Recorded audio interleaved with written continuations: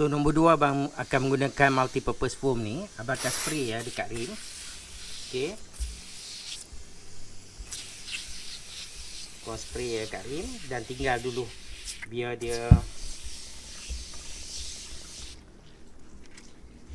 masuk dalam stain semualah kan.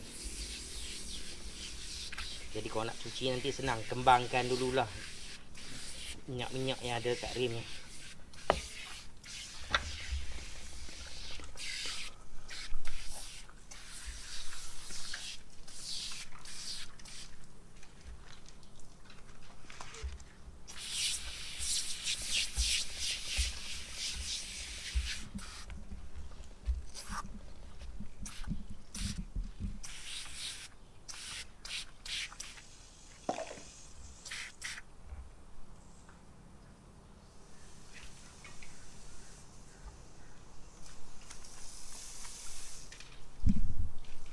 So biarkan dulu sampai dia makan dululah semua minyak-minyak kat rantai tu.